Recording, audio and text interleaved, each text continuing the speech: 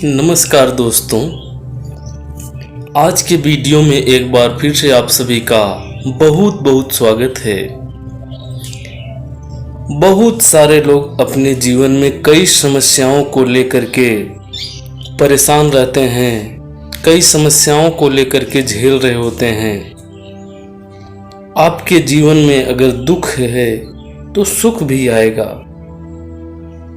क्योंकि इस दुनिया का नियम ही यही है कि परिवर्तन होता रहता है। अगर आपके जीवन में दुख की घड़ी आई है तो आपको इसका सामना करना है, आपको धैर्य रखना होगा। अगर अपने जीवन में आप धैर्य रखेंगे तो कोई भी कठिनाई होगी वो दूर हो जाएगी। आज के वीडियो में हम इसी सब चीज़ों के बारे में बताएंगे। कुछ विद्वानों के अनमोल कथन लेकर हम आए हैं। विद्वानों के ऐसे कथन हैं, ऐसी बातें हैं जो आपके जीवन में सकारात्मक प्रभाव डालेंगे। आप किसी भी समस्या से परेशान हैं, आपके जीवन में कोई भी दुख, कैसा भी दुख चल रहा है, दुख की घड़ी है, तो इस वीडियो को देखेंगे। इसमें जो कुछ अमृत विचार हैं, कुछ विद्वानों के अनमोल कथन हैं, इन कथन को जब आप पूरा सुनेंगे और अपने जीवन में इसको उतारेंगे तो धीरे धीरे आपके जीवन का ये जो दुख है सब दूर होता दिखाई देगा। तो इस वीडियो में हम यही बताने वाले हैं, तो इस वीडियो को आप लोग अंत तक देखेंगे तभी समझ पाएंगे। अगर अंत तक इस वीडियो को आप लोग देख लेंगे तो हमें आशा नहीं, पूरा विश्वास है कि आप लोग बदल जाएंगे, आप लोग एक अलग दुनिया में चले जाएंगे। तो इस वीडियो में बहुत ही अनमोल बातें हैं, तो इन बातों को आप लोग सुनिए और अपने जीवन में उतारिए। तो चलिए वीडियो को शुरू करते हैं। कबीर सूता क्या करे, जागी न जपे मुरारी। एक दिन तू भी सोवेगा, लंबे पांव पसारी। कबीर कहते हैं, अज्ञान की नींद में सोए क्यों रहते हो, ज्ञान की जागृति को हासिल कर प्रभु का नाम लो। सजग होकर प्रभु का ध्यान करो, वह दिन दूर नहीं है अब जब तुम्हें गहन निद्रा में सो ही जाना होगा। जब तक जाग सकते हो तो जागते रहो, प्रभु का नाम स्मरण करो।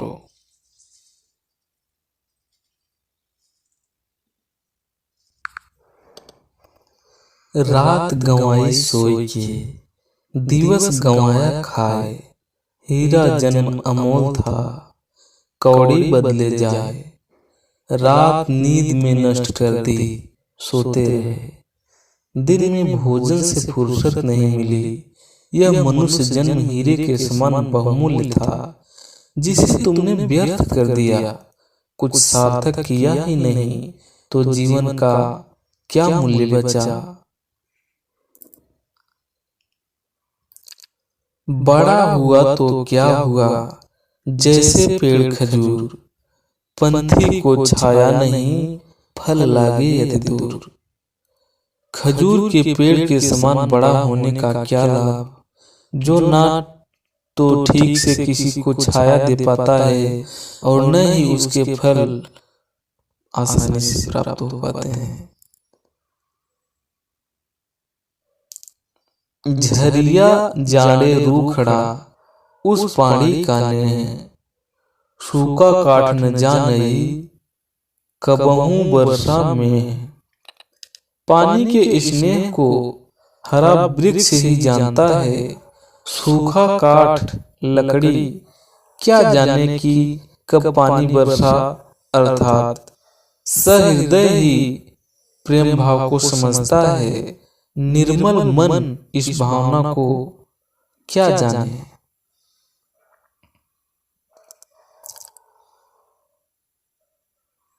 झिरमिर झिरमिर बरसिया पाहन ऊपर में, माटी गली सजल भई पाहन बोही ते। बादल पत्थर के ऊपर झिरमिर करके बरसने लगे। इससे मिट्टी तो भीग कर सजल हो गई, किंतु पत्थर वैसा का वैसा बना रहा। कहत सुनत सब दिन गए, उरझी न सुरझा मन। कहे कबीर चेत्या नहीं, कब अबहु सो अजहु सो पहला दिन। कहते सुनते सब दिन बीत गए, पर यह मन उलझ कर न सुलझ पाया। कबीर कहते हैं कि यह मन अभी भी होश में नहीं आता। आज भी इसकी अवस्था पहले दिन के ही समान है। कबीर थोड़ा जीवना मारे बहुत मड़ाड़। कबीर थोड़ा जीवना मारे बहुत मड़ाड़। बादल पत्थर के ऊपर झिरमिर करके बरसने लगे। इससे मिट्टी तो भीग कर सजल हो गई, किंतु पत्थर वैसा ही रह गया।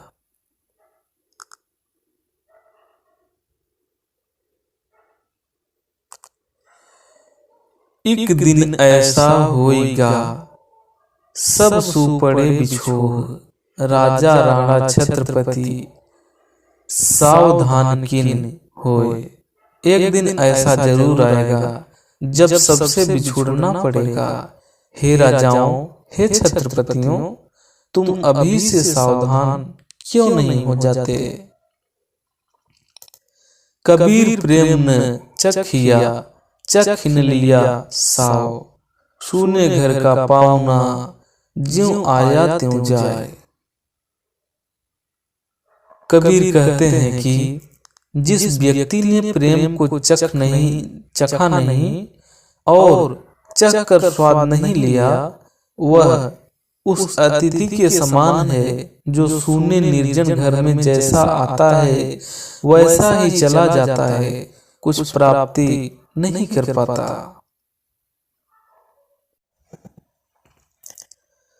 मन ही मनोरथ छाड़ दे, तेरा किया न होए।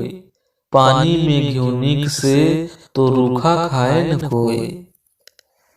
मनुष्य मात्र को समझाते हुए कबीरदास जी कहते हैं कि मन की इच्छाएं छोड़ दो, उन्हें तुम अपने बूते पर पूर्ण नहीं कर सकते। यदि पानी से घी निकल जाए तो रूखी रोटी कोई नहीं खाएगा। जब मैं था तब हरि नहीं, अब हरि है मैं नाही। सब अंधियारा मिट गया, दीपक देखा माही।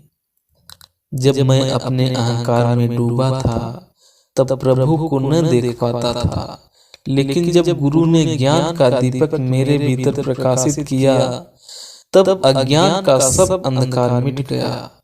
ज्ञान की ज्योति से अहंकार जाता रहा और ज्ञान के आलोक में प्रभु को पाया। यह तन विष की बेलरी, गुरु अमृत की खान। शीश दिए जो गुरु मिले तो भी सस्ता जान। इसका भावार्थ यह है कि कबीरदास जी कहते हैं कि यह जो शरीर है वह विष से भरा हुआ है और गुरु है वह अमृत के समान है। अगर आपको शीश यानी सर देने के बदले आपको अच्छी गुण अर्थात अच्छे गुरु मिल जाए तो यह सबसे आसान सा सौदा है।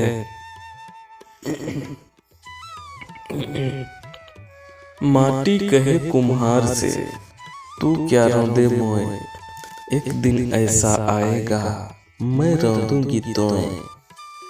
इसका यह भावार्थ है कि कुम्हार जो बर्तन बनाता है वह तब मिट्टी को रौंदा करता है बर्तन बनाने के लिए। उस समय मिट्टी कुम्हार से बोलती है कि आप मुझे रौंद रहे हैं, एक दिन ऐसा आएगा जब आप इसी मिट्टी में विलीन हो जाओगे और मैं आपको रौंदूंगी। काल करे सो आज कर, आज करे सो अब, पल में प्रलय होएगी, बहुर करेगा कब। इसका भावार्थ यह है कि कबीर दास जी हमें यह समझाते हैं कि हम सबके पास समय बहुत ही कम है, इसलिए जो कल हमें करना है उसे आज ही करना चाहिए, और जो आज करना है उसे अभी करना चाहिए, क्योंकि कभी भी प्रलय हो सकता है, इसका कोई ठिकाना नहीं है। जो तिल माही तेल है, जो चकमक में आग, तेरा साईं तुझ में है, जाग सके तो जाग। इसका भावार्थ यह है कि कबीर दास जी हमें यह समझाते हैं जैसे तिल के अंदर तेल होता है, आग के अंदर रोशनी होती है, ठीक उसी प्रकार ईश्वर हमारे अंदर है। उसे ढूंढ सको तो ढूंढ लो।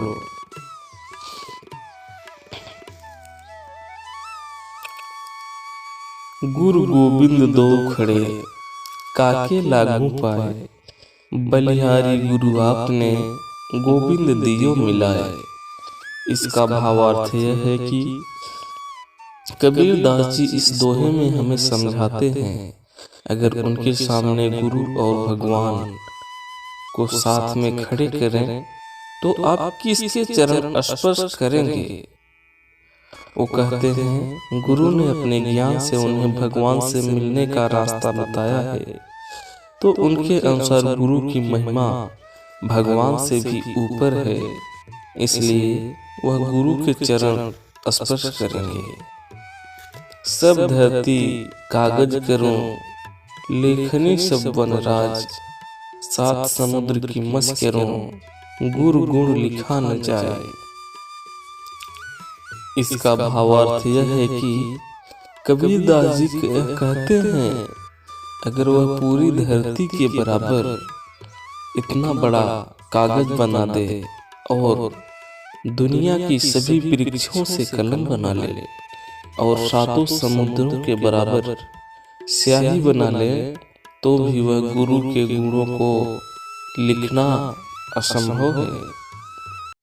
सब धरती कागज करूं, लेखनी सब वनराज, सात समुद्र की मस करूं, गुरु गुण लिखा न जाए।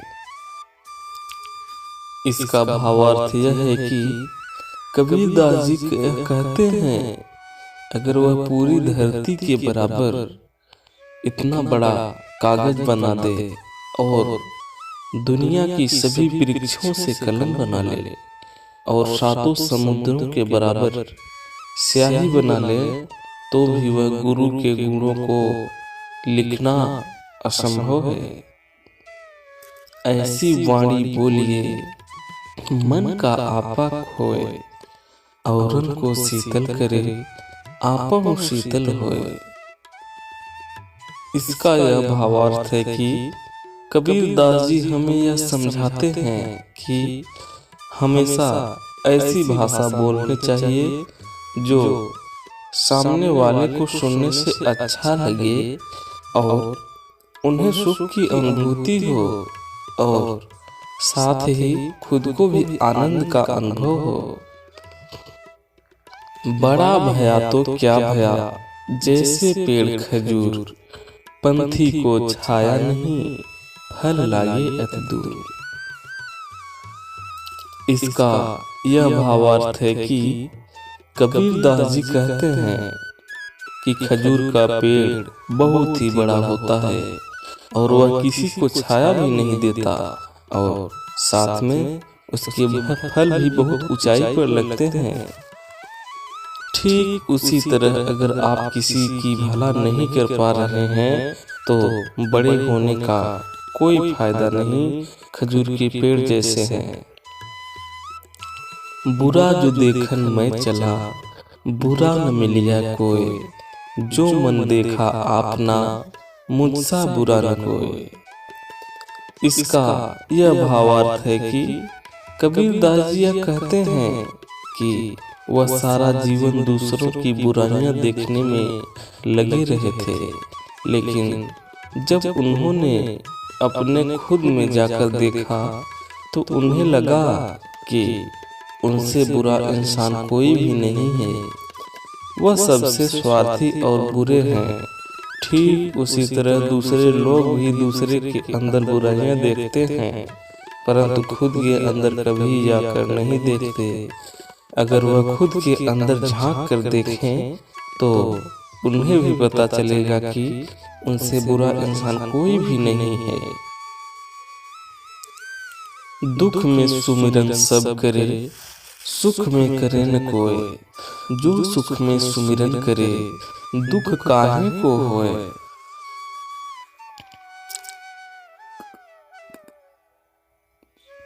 कबीर के दोहे में इसका यह भावार्थ है कि कबीरदास जी हमें यह कहते हैं कि इंसान हमेशा दुख में ही भगवान को याद करता है, प्रभु का स्मरण करता है, परंतु सुख आने पर भगवान को भूल जाते हैं। परंतु अगर हम ईश्वर को सुख में भी याद करें तो हमें दुख कभी नहीं आएगा। चलती चक्की देख के दिया कबीरा रोए, दो पाटन के बीच में साबुत बचा न कोई। इसका भावार्थ यह है कि कबीरदास जी जब चलती चक्की को देखता है तब उनकी आंखों में से आंसू निकल जाते हैं और कहते हैं कि चक्की के पाटों के बीच कुछ साबुत नहीं बचता। अर्थात इस दुनिया में जितने लोग भी आए हैं, इस धरती और आकाश के बीच में जो भी लोग हैं, एक दिन छोड़कर जाना होगा।